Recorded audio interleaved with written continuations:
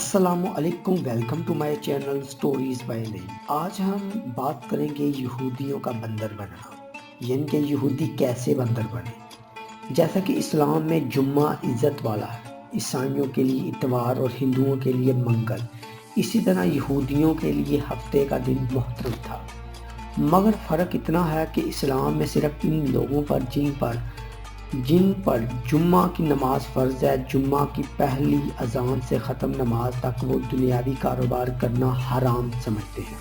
جو نماز میں دخل انداز ہو، عورتیں، بچے، مسافر اور بیمار لوگ اس حکم سے علیحدہ ہیں، کیونکہ ان پر جمعہ فرض نہیں ہے۔ لیکن یہودیوں اور عیسائیوں کے ہاں ان سارے دنوں میں دنیاوی کاروبار حرام تھے، اور خاص کر شکار کرنا سخت جرم تھا۔ موسیٰ علیہ السلام کے بعد یہ واقعہ پیش آیا کہ بنی اسرائیل کی ایک جماعت بحر کلزم کے کنارے شہر ایلا میں رہتی تھی، جو مدینہ منورہ اور شام کے درمیان ہے۔ یہ لوگ مچھلی کے بہت شوقین تھے۔ رب کی شان یہ کہ ہر ہفتہ اس دریا میں بے شمار مچھلیاں نمودار ہوتی تھیں، یا ان کے امتحان کے لیے یا اس مچھلی کی زیارت کے لیے جس کے پیٹ میں حضرت یونس علیہ السلام رہتے تھے۔ باقی دنوں میں سب مچھلیاں غائب ہو جاتی تھی۔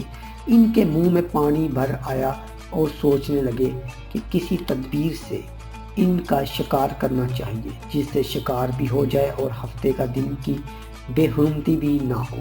آخر ان عقل مندوں نے یہ ہیلا سوچا کہ دریا کے ارد گرد بہت سے گہرے غار کھود دیے گئے، اور دریا سے اس غار تک نالیاں بنا دیں۔ جمعے کی شام کو ان نالیوں کا منہ کھول دیتے تھے کہ پانی کے ساتھ مچھلیاں ان گھڑوں میں آ جائیں، اور اتوار کے دن ان گھڑوں سے پکڑ لیتے تھے اور کہتے تھے کہ ہم ہفتہ کو شکار نہیں کرتے۔ انہوں نے وہ مچھلیاں خوب کھائیں اور فروخت کی، جس سے یہ بڑے مالدار ہو گئے۔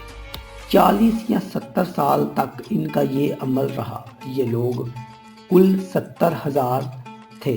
ان کی 3 جماعتیں بن گئیں، ایک تو شکار کرنے والوں کی، دوسرے اس سے منع کرنے والوں کی، اور تیسرے خاموش رہنے والوں کی۔ یہ لوگ کل 12,000 تھے، باقی سب شکاری۔ جب شکاریوں نے ان کی نصیحت نہ مانی تو انہوں نے اپنے اور ان کے درمیان ایک دیوار بنا کر شہر کے 2 حصے بنا دیے، اور کہا ہم ان کے ساتھ نہ رہیں گے کہ ہم پر عذاب نہ آ جائے۔ یہاں تک کہ داؤد علیہ السلام کا زمانہ آ گیا۔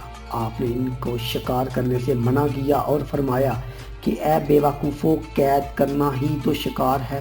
جیسے کوئی ہرن کا جال میں پھنس لے تو اس نے شکار کر لیا، کھائے یا نہ کھائے، اور کھائے تو آج ہی کھائے یا کبھی دوسرے وقت ہفتے کو، تمہیں شکار کی ممانعت نہیں، نہ فقط ہاتھ میں پکڑنے کی یا کھانے کی۔ اس سے باز آ جاؤ، ورنہ عذاب میں گرفتار ہو جاؤ گے۔ یہ تھے حضرت داؤد علیہ السلام کے جو کچھ الفاظ جو آج ہم اپنے چینل کے تھرو بات کر رہے ہیں۔ یہودیوں کے لیے حضرت داؤد علیہ السلام نے یہ کہا۔ شکاریوں نے کہا کہ ہم تو بہت عرصہ سے یہ کام کر رہے ہیں، اگر یہ برا ہوتا تو اب تک ہم کو امن کیوں ملتی؟ تب حضرت داؤد علیہ السلام نے یہ دعا فرمائی، جس سے رب کا غضب آ گیا، اور رات میں یہ سب کے سب بندر بن گئے، یا جو ان لوگ بندر اور بوڑھے لوگ سور بنا دیے گئے۔ ان کے عقل و حوث تو باقی رہے، مگر ان کی قوت گویائی جاتی رہی، اور جسموں سے سخت بدبو نکلنے لگی۔ صبح کے وقت ان محلے کو لوگوں نے دیکھا کہ نہ تو اس محلہ سے کوئی آدمی آتا ہے، اور نہ کوئی آواز، نہ کوئی دھواں وغیرہ نکلتا ہے۔ یہ تو دیواروں پر چڑھ کر ان کے گھروں میں داخل ہو گئے۔ وہ بندر ان کو دیکھ کر ان کی طرف دوڑے اور ان کے قدموں سے لپٹنے لگے، اور ان کے کپڑے سونگھتے اور روتے تھے۔